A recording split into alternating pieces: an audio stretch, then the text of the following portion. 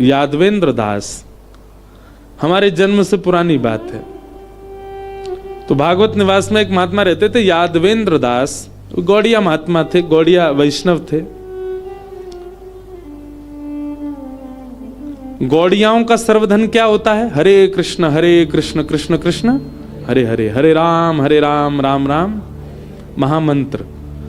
पर यादवेंद्र बाबा जो थे अपने भागवत निवास के, उनकी निष्ठा रामचरितमानस में बहुत थी। और रामचरितमानस में भी केवल और केवल बाल कांड का ही वो पाठ करते रहते थे। कार्तिक का महीना आ जाए, रामनवमी आ जाए, हनुमान जयंती आ जाए, जन्माष्टमी आ जाए, जबकि गौड़ियाओं के तो सर्वधन श्री कृष्ण है, परंतु वो राम जी की आराधना करते थे। और राम जी में भी बालक राम। वही कहते थे, बोले आप ये राम जी की क्यों आराधना करते हो? बोले मैंने महादेव से सीखा। महादेव कहते हैं कि मैं बालक राम की आराधना करता हूं। उनके पास कोई भी जाता उससे बस एक ही बात कहते, बोले कृष्ण प्राप्त करनी हो, किशोरी जी प्राप्त करनी हो, वृंदावन प्राप्त करना हो, कछु भी प्राप्त करना हो, भैया जीवन में जो कछु प्राप्त करना है, मानस जी के बाल कांड का पाठ करो। उनसे किसी ने पूछा, बोले बाबा वनवासी राम ने क्या बिगाड़ा, सीतापति राम ने क्या बिगाड़ा, अयोध्यापति राम राजा राम ने क्या बिगाड़ा, आप बालक राम की क्यों आराधना करते हैं? बोले बिगाड़ो का चुना है भैया। और ठेठ ब्रजवासी थे, वे कहते, बोले हम ब्रजवासी हैं, हम में चतुराई बचपन से ही रहे, हम भोरे भी जितने चतुर भी उतने ही हैं। वो कहते, बोले बड़े को रिझानो बड़ो टेढ़ो काम है, छोटो नेक में ही रीझ जाए। या हमारे हम तो बालक राम की आराधना करें। वे कहते, बोले बड़े को कुछ भी दे दो, जैसे जैसे बालक बड़ा होता जाता है उसको मनाना, उसको खुश करना उतना ही डिफिकल्ट होता जाता है। अब यहां छोटा सा बालक रो रहा था, मैं देख रहा था उसकी मैया कैसे उसको शांत कर रही। कुछ नहीं तो एक टॉफी का रैपर ही दे दो, टॉफी भी मत दो, रैपर दे दो, उसका पन्नी होती है ना, पन्नी चिरमिर कर दो उसे, चिरमिर, बालक उसी शांत हो जाए। जितना छोटा बालक उतनी जल्दी खुश। ज्यादा से ज्यादा छोटे से बालक, और वो छोटा बालक इतना खुश हो जाता है, आपकी गोद में नहीं आ रहा हो, उसको कह दो बज्जी घूमने चले, बज्जी अपना सर्वस्व दे देगा आपको। झूठ बोल दो आप उससे। तो यादवेंद्र बाबा कहते, बोले भैया बालक राम बालक कृष्ण ये बड़े भोरे हैं, इनते झूठे में कह दोगे ना लाला मम्मम खवाएंगे, सो ये तो सर्वस्व देवे को आ जाएंगे, तो पूरे के पूरे आ जाएंगे तुम्हारे पास। या हमारे हम तो बालक के उपासक हैं।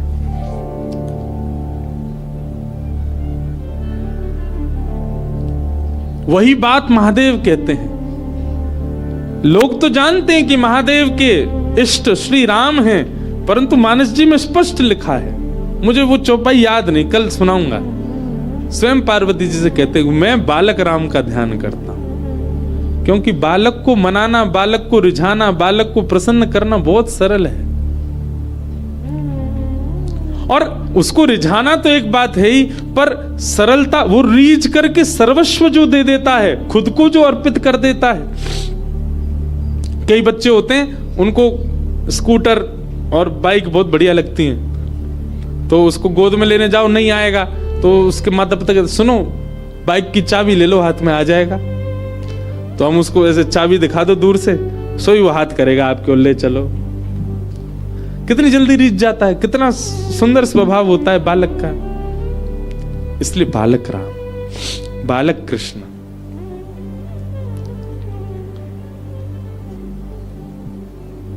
कई लोग राजाधिराज के उपासक हैं, कई लोग मथुराधिपति के उपासक हैं, कई लोग रुक्मणी रमण के उपासक हैं, कई लोग राधा रमण के उपासक हैं, कई लोग राधा वल्लभ के उपासक हैं, कई लोग कुंज के बिहारी के उपासक हैं। पर इन सबन में तो भैया मेहनत करनी पड़ेगी रिझावे में। पर अधिकतर भारत में सब लोग लड्डू गोपाल के उपासक हैं, छोटे लाला के उपासक हैं। और छोटो लाला नेक में ही रीझ जाए। पर आप सब लोग खुश तो बहुत है, बोले बहुत बढ़िया बता दी महाराज जी ने, बड़े को छोड़ा अब तो छोटे को भी पकड़ो। पर छोटे का जितना ध्यान रखा जाता है बड़े का उतना नहीं। बड़ा अपना ध्यान कई बार खुद रख लेता है, पर छोटे का तो ध्यान बहुत ज्यादा रखना पड़ता है। छोटा जल्दी रीझ जाएगा, छोटा जल्दी आपको अर्पित कर देगा, छोटा जल्दी स्वयं को भी दे देगा, पर छोटे की सेवा बहुत करनी पड़ती है। वो स्वयं खाएगा नहीं, आपको खिलाना पड़ेगा। वो स्वयं नहाएगा नहीं, आपको नहलाना पड़ेगा। वो स्वयं सोएगा नहीं, आपको सुलाना पड़ेगा। वो स्वयं उठेगा नहीं, आपको उठाना पड़ेगा। सेवा खूब है। इसलिए बाल रूप जो है ना ठाकुर जी का, उसकी आराधना, उसकी उपासना सब श्रेष्ठ हैं। हमारे वृंदावन में मूलतः तो वैसे निकुंज की उपासना है, निकुंज के बिहारी जी। वहां पर सहचरी भाव से जाना पड़ता है, सखी भाव से जाना पड़ता है, तब ठाकुर जी रीझते हैं। अच्छा देखो महादेव राम जी के अवतार में तो बालराम के उपासक हैं, और हमारे कृष्णा अवतार में कुंज के ठाकुर जी के उपासक हैं। स्वयं गोपी बन के बैठे हैं वृंदावन में, गोपेश्वर महादेव। राम जी भी अद्भुत हैं, सब जगह से चख रहे हैं।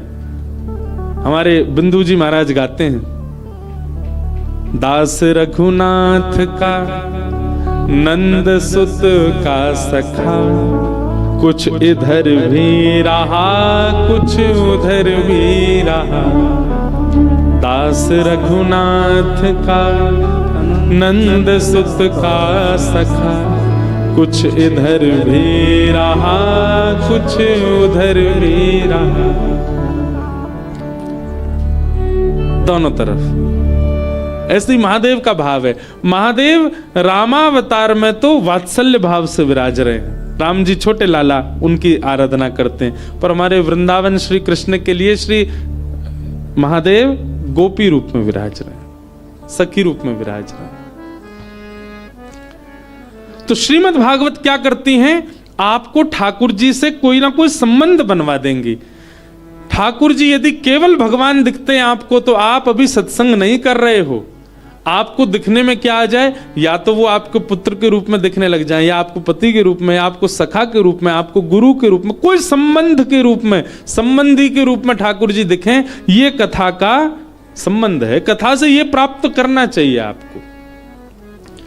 आप जाकर के ठाकुर जी का दर्शन करके स्वयं अपनी दृष्टि से निहार के अनुभव कीजिए, आपको क्या दिख रहा है। आपको बालक दिख रहे हैं, आपको मित्र दिख रहे हैं, आपको सखा दिख रहे हैं, आपको गुरु दिख रहे हैं, कौन दिख रहा है। यदि आपको भगवान ही दिख रहे हैं, जबरदस्ती मत बनाने ना कि नहीं तुम तो मेरे जय हो, नहीं, जबरदस्ती नहीं। आपको अनुभव हो, और अनुभव नहीं वह व्यवहार होने लग जाए। जैसे विवाह के बाद जिन लोगों के ब्याह हो गए उन लोगों को पता होगी, हमको तो नहीं पता। विवाह के बाद पति को अधिकार लगने लगता है कि मेरी पत्नी है, इससे मैं ये कह सकता हूं, इससे मैं ये बोल सकता हूं, इससे मैं ये मांग सकता हूं। तो संबंध स्थापित होते ही अपने आप व्यवहार में वो संबंध आने लग जाता है। ऐसे ही ठाकुर जी के प्रति जब आपको संबंध दिखे कि ये मेरे मित्र हैं, मेरे सखा हैं, मेरे बालक हैं, मेरे लाला हैं, मेरे गुरु हैं, मेरे भाई हैं, जो भी हैं, वो व्यवहार में दिखे। पर आजकल एक और चीज है, व्यवहार बड़ा खतरनाक है। आजकल सोशल मीडिया के बिना व्यवहार भी नहीं चलता लोगों का। हमारे ठाकुर जी खीर पी रहे हैं, देखो वीडियो बना लियो। एक कुछ दिन पहले वीडियो देख रहा था, मेरा तो बड़ा दिमाग खराब हुआ देख के। बुरा नहीं माने अगर वो कथा देख रहे हो तो।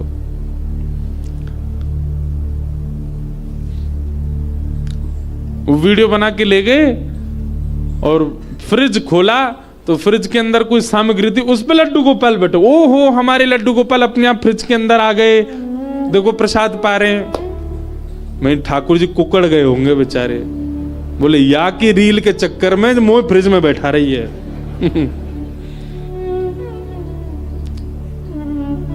ऐसा नहीं। अगर आप संबंध मानते भी हैं ना, देखो संबंध वो अच्छा जो गुप्त रहता हो, जो गोपनीय रहता हो। हम तो सोशल मीडिया वाले लोगों से भी कहेंगे, आप अपनी भक्ति को भी ज्यादा प्रसारित नहीं करो। हम अपने गिरधर लाल जी का ज्यादा फोटो वीडियो बहुत कम कभी कभी डालते, सब जगह हमेशा नहीं डालते। रोज श्रृंगार होता है, रोज कुछ अद्भुत होता है ठाकुर जी का। कई उत्सव ऐसे होते हैं लोगों को पता ही नहीं होता, हम उत्सव कर देते हैं, नहीं बताते। हाँ थोड़ी बहुत, क्योंकि एक व्यास है तो हमारी एक जिम्मेवारी है, हमको बहुत सारे लोग सुनते हैं, बहुत सारे लोग सुन करके पालन करते हैं, कभी कभी दिखाना पड़ता है कि भाई ऐसा भी उत्सव होता है, ऐसे भी भाव होते हैं, ऐसे भी श्रृंगार होता है, पर हमेशा नहीं। कई लोगों ने कहा आप नित्य का लाल जी का दर्शन डालो, मैं ना, हमसे नहीं डले, थोड़ा गोपनीय है। और उससे अनुभव किया, प्रेम बढ़ता है, भाव बढ़ता है।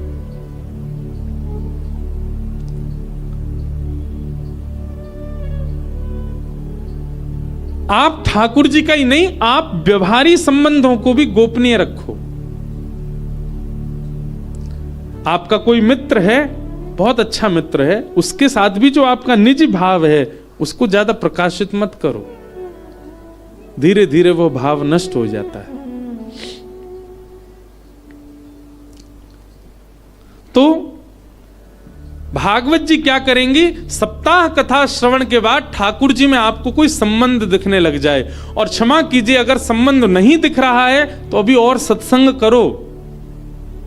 जबरदस्ती पहले से सोच के नहीं जाना, नहीं बिहारी जी को तो हम भैया ही मानेंगे अपनों, नहीं, बिहारी जी के सामने जाके नेत्रों से नेत्र मिला करके तब पूछो क्या दिख रहे हैं आपको, क्या लगता है इनके प्रति, कौन सा संबंध का भाव आ रहा है। और फिर वो संबंध का भाव स्वप्न में भी आवे, वो संबंध का भाव बाहर जाते हुए भी आवे। एक अयोध्या की एक बड़ी सुंदर कथा है। अयोध्या में एक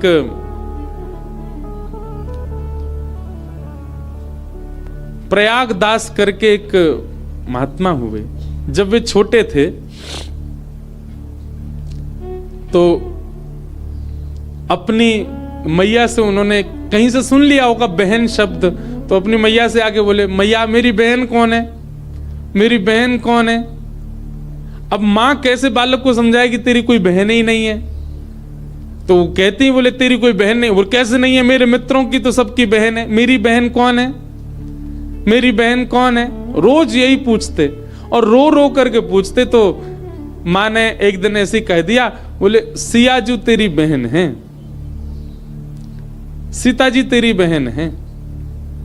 वो किसी और नगर में रहते थे, तो बोले अच्छा मेरी बहन कहाँ है।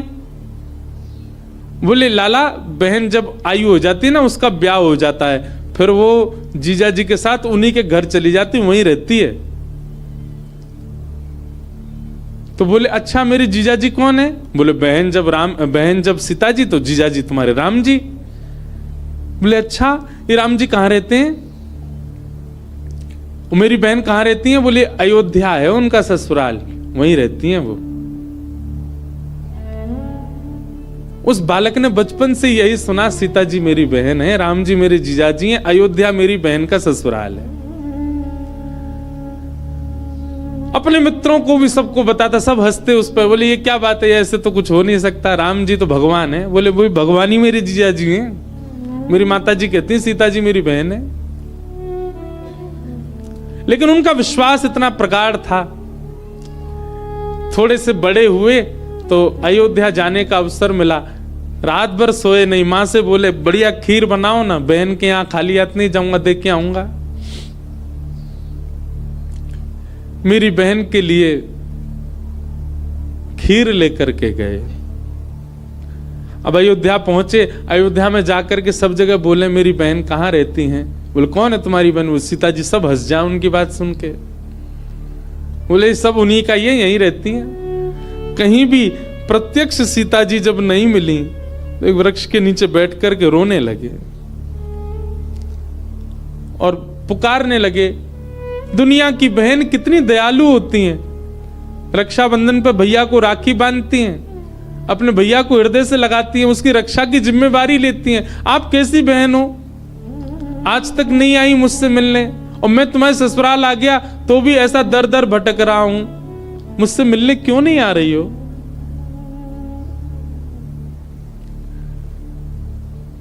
इतने भाव से पुकारा। हमारी जानकी जी कैसे सह सकती थी। तभी देखा एक एक अद्भुत हाथी आ रहा है, उस हाथी के ऊपर रत्न जड़े हुए हैं, उन रत्नों के ऊपर एक सुंदर सिंहासन है और सिंहासन पर बैठकर के श्री राजा रामचंद्र जी और साक्षात सीता मैया आ रहे हैं। अद्भुतता देख करके आनंदित हो गए। ऊपर से ही सीता जी ने कहा, भैया मेरे लिए क्या लेके आए? देख करके बोले, आप ही मेरी बहन सिया जी? बोले, हाँ मैं ही आपकी बहन हूं। कैसी बहन हो, ऊपर ही बैठी रहोगी, नीचे नहीं आओगी? तुरंत हाथी बैठ गया, सीता जी नीचे उतर के आई। राम जी देख करके आनंदित हो गए, हृदय से लगाया। क्या लाए? बोले, आपके लिए खीर लेकर के आया। वहीं खोल करके खीर पाने लगी और अपने हाथ से अपने भैया को पवा रही हैं। ऐसा संबंध स्थापित किया। फिर वे पूरे विश्व में मामा जी के नाम से प्रसिद्ध हुए। इस आगे चल के हमारे श्री बक्सर वाले मामा जी भी हुए, पर वे भी मामा जी के नाम से प्रसिद्ध क्यों? सीता जी को अपनी बहन मानते थे। कई लोग पूर्व जन्म में इतना सत्संग करके आए हैं कि उस जन्म में तो वे संबंध नहीं बना पाए, पर इस जन्म में जन्म से ही उनका ठाकुर जी से कोई संबंध हो जाता है। वो ठाकुर जी को जन्म से ही कुछ मानने लग जाते हैं। जैसे मीरा, वो जन्म से ही जब से सुध बुध पाई तब से पति मानने लगी ठाकुर जी को। पूर्व जन्म का संबंध था। आजकल भी कई बालक होते हैं, वो ठाकुर जी के प्रति सखा भाव, मित्र भाव उनका होता है बचपन से ही। हम लोग उस समय ऐसा भाव रखते हैं, बालक है ना, खिलौने का भाव होगा। नहीं, बल्कि माता पिता को चाहिए, यदि बालकों का भाव ठाकुर जी के प्रति बनना है तो माता पिता भी उस भाव को पूर्ण सपोर्ट करें, उसको पूर्णता प्रदान करें। आपका बालक पूर्व जन्म का सत्संगी है, तभी ठाकुर जी के प्रति संबंध दृष्टि रख रहा है। अब माता पिता भी उसको खेल खेल समझ लेते हैं, तो बड़े होकर के बालक को भी लगता है, अरे मेरा बालपन था, मैं भी खिलौने से खेल रहा था। जो ठाकुर जी से संबंध बनकर के भगवत दर्शन तक पहुंचाया जा सकता था, हमने उसको खेल बता दिया। नहीं, वो खेल नहीं है। ठाकुर जी के प्रति कोई संबंध का दर्शन है।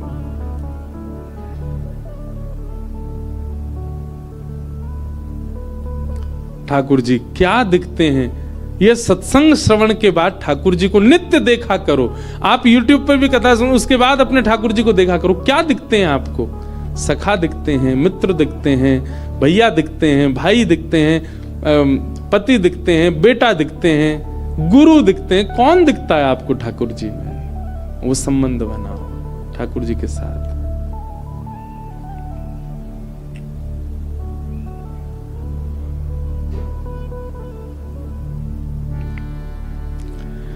वैद्यं वास्तवमत्र वस्तु शिवदं तापत्रयोन्मूलनम् श्रीमद्भागवते महामुनिकृते किं वा परैरीश्वरः सद्यो हृद्यवरुध्यते त्रिकृतभिः शुश्रूषुभिस्तत्क्षणात्। तो सबसे पहला विषय, फिर अधिकारी, फिर संबंध और चौथा प्रयोजन। भागवत का एक ही प्रयोजन है, तापत्रयोन्मूलनम। भागवत जी के आश्रय में आने वाले को फिर संसार का ताप नहीं सताता। वो संसार के समस्त तापों से उसका उन्मूलन हो जाता है, वो सबसे परे हो जाता है। ऐसी भागवत जी को हम बारंबार प्रणाम करते हैं। तो सबसे पहले बात, भागवत का विषय समझो, आत्मकल्याण। भागवत के अधिकारी के लिए क्या बनो? ईर्ष्या रहित, और संबंध के रूप में ठाकुर जी से कोई संबंध मानो। और चौथा प्रयोजन, तापत्रयोन्मूलनम, 3 प्रकार के तापों का उन्मूलन। ये भागवत जी के 4 भाव हैं। 2 मंगलाचरण के भाव से आज के मंगल भाव को हम लोग प्रणाम करते हैं। कल पुनः 10 बजे मिलेंगे, तब तक के लिए सबको जय श्री कृष्ण, जय सिया राम, जय श्री राम, जय श्रीमन्नारायण। जय श्रीमन्नारायण। एक बात,